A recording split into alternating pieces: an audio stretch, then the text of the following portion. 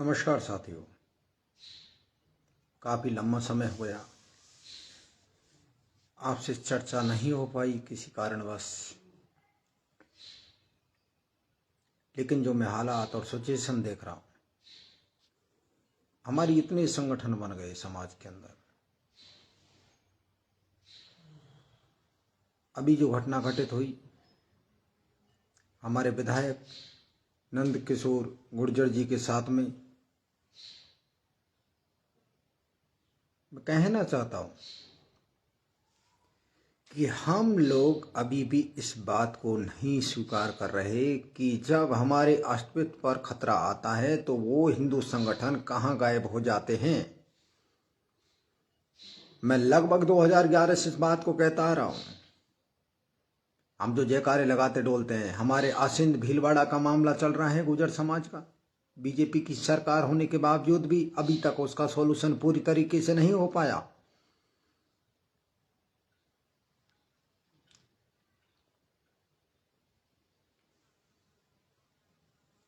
दिल्ली के अंदर क्या हुआ, मैं समाज के उन बुद्धिजीवियों से भी कहना चाहता हूं कि दिल्ली के अंदर क्या हुआ कि जब समाज के ओबीसी समाज के 2 लीडरों को आगे कर दिया गया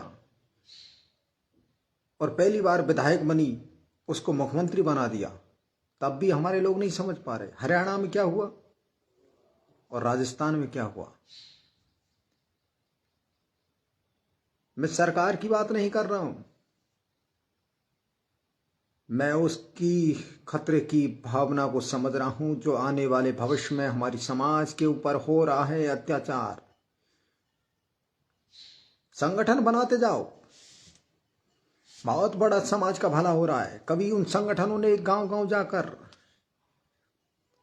मॉनिटरिंग की है क्या कि समाज के प्रत्येक ग्राम पंचायत में हमारे एजुकेशन सिस्टम जो सरकारी चल रहे हैं उन पर क्या हो रहा है। कभी गांव गांव और प्रत्येक ग्राम पंचायत में जाते वो संगठन जो गुर्जर समाज की बात करते हैं मंचों पर जाकर।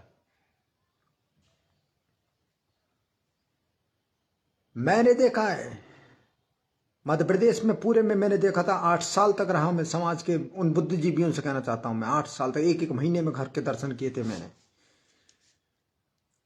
आज हमारा समाज बहुत पीछे है। देश के 76 साल हो गए तब भी हमारा समाज बहुत पीछे है। मैं धन्यवाद देना चाहता हूं बाबा कर्नल किरोड़ी सिंह बैंसला जी को, जिन्होंने इस समाज को जगाया और एक नींव और एक उम्मीद की किरण दी, जिन्होंने शिक्षा की तरफ समाज को मोड़ने का प्रयास किया।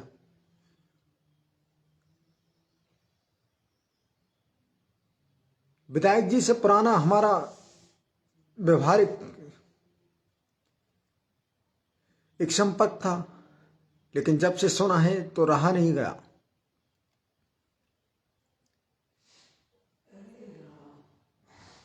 कलश यात्रा निकाल रहे थे नंद किशोर विधायक जी। अरे समाज को हल्के में ले रखा है क्या दिल्ली की मुख्यमंत्री जी। एक वीडियो आया था जिसमें समाज की गाय और भैंसों के ऊपर भी स्टेटमेंट दिया था मुख्यमंत्री ने कि अगर गुर्जरों की गाय कहीं भी खुली मिल जाए तो उन पर कार्रवाई की जाएगी। जब से दिल्ली सरकार बनी है तब से बहुत मामला संज्ञान में आ रहे हैं।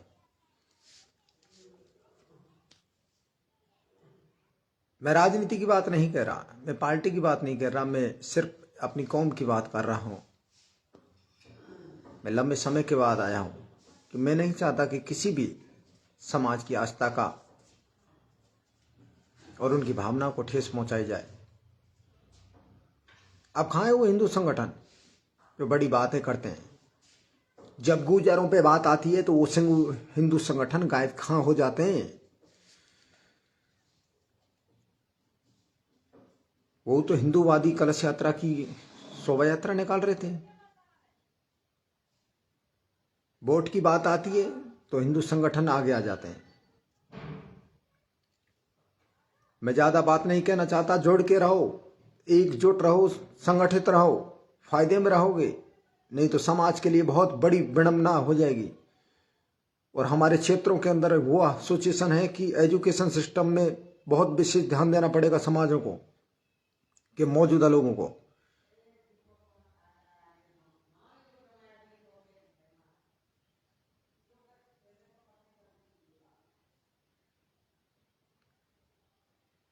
सवर्ण आरक्षण 10% सरकार ने 1 महीने के भीतर दे दिया, लेकिन जब हम गुर्जर रेजिमेंट की बात करते हैं तो समाज हमारे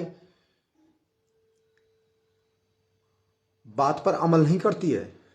ना यादव समाज की बात पर अमल करती है, ना जाट समाज की रेजिमेंट की बात पर अमल करती है। लेकिन वो सरकार बोल रही है कि जिस दिन आवाज उठेगी दिल्ली की संसद तक कोई रोक नहीं पाएगी बीजेपी सरकार भी उस बात को।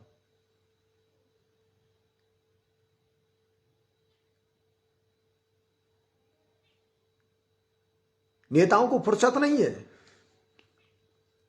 ग्रामीण क्षेत्रों के स्कूल की दुर्दशा खराब हो रही है सब जगह, कि उनमें कितने टीचर हैं, बच्चों को क्या सुविधा मिल रही है, कैसा वातावरण है।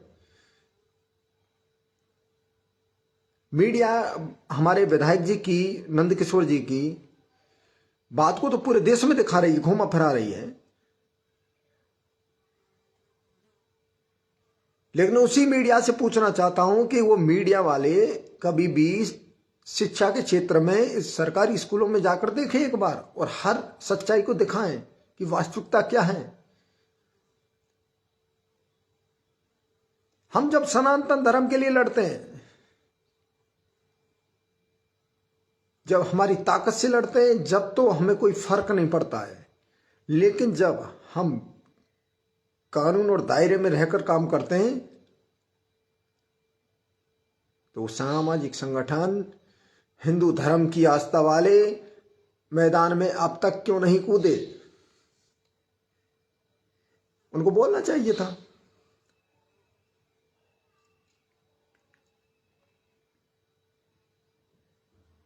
ये सरकारें सिर्फ हमारा वोट लेकर हमारा इस्तेमाल कर रही हैं, लेकिन इस बात को कोई समझ नहीं पा रहा। मैंने गांव गांव तक समझाने का प्रयास किया था। 8 साल मध्य प्रदेश में रहा, हरियाणा गया, दिल्ली गया, यूपी में, राजस्थान में लगातार संपर्क कर रहा हूं लोगों से।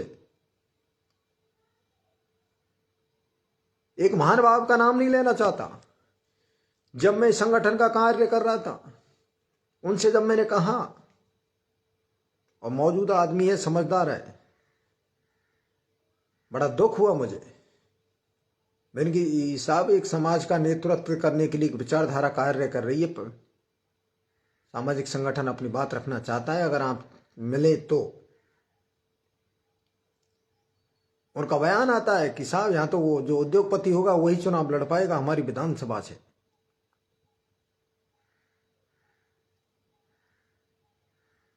और पार्टी के पास में, संगठन के पास में, या किसी भी मतलब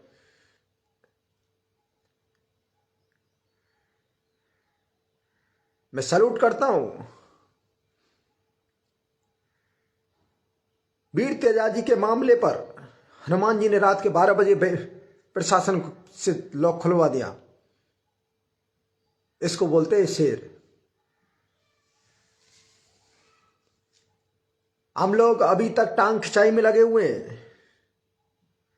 हम इस बात को नहीं समझ रहे कि हम संगठित रहेंगे तो फायदे में रहेंगे, नहीं तो लोग, सत्ताधारी लोग हम पर राज करते रहेंगे, हमको आपस में लड़ाकर हमारी राजनीतिक विचारधारा को कमजोर करने का प्रयास करेंगे।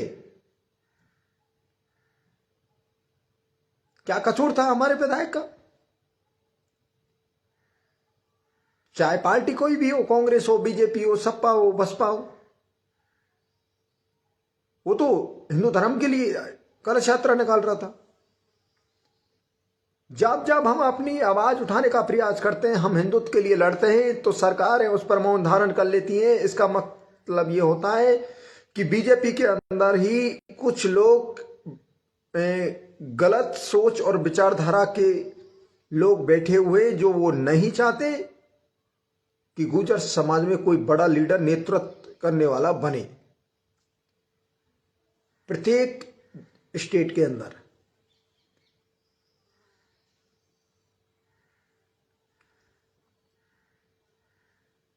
नमस्कार महावीर गुर्जर जी, विक्रम जी नमस्कार, देवराज जी नमस्कार। और वीडियो को शेयर करें। उन सामाजिक संगठनों से भी कहना चाहता हूं कि कुछ दिमाग में हो, लड़ाई लड़ने का मन हो और समाज के अस्तित्व को बचाने की बात हो तो एकजुट हो जाया करो कम से कम। अरे दाढ़ी बिछाना छोड़ दो, फायदे में रहोगे। इन नेताओं के साथ में सेल्फी लेने से काम नहीं चलेगा। हमने देखा है गांव गांव गली गली जाकर गाड़ियों में बैठने से काम नहीं चलेगा। समाज हित की सेवा उसे कहते हैं, समाज हित की लड़ाई उसे कहते हैं। जब किसी गरीब के बात, किसी गांव में किसी गरीब के साथ में अन्याय होता है तो उससे अन्याय की लड़ाई को खुद लड़ने के लिए वो सामाजिक संगठन आगे आए और उसे न्याय दिलाने का प्रयास करें।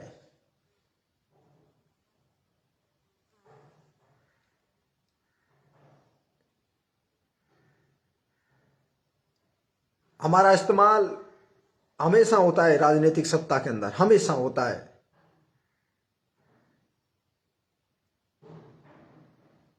क्यों होता है? क्योंकि हमारे कुछ संगठन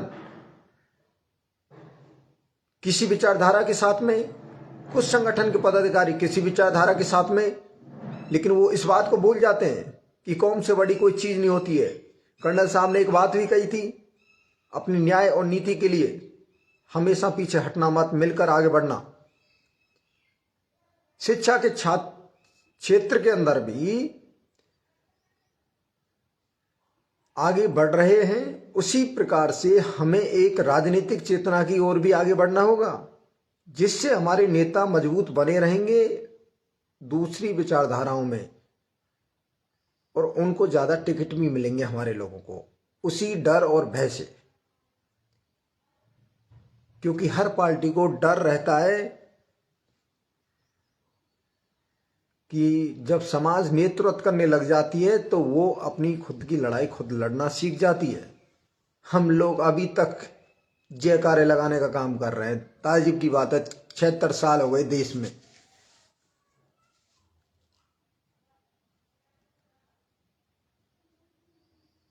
हमारे लीडरों को मजबूती तभी मिलेगी जब हमारी खुद हम एकजुट रहेंगे। सभी समाज के संगठन, जहां कभी किसी का एक व्यक्ति विशेष का भी मामला आए तो सभी संगठनों को खुलकर आना चाहिए। कुछ बोलते नहीं है, कुछ लोगों के अपने निजी कार्य निकालने हैं, कुछ लोगों को मंच पे जाकर मन संचालन करना है।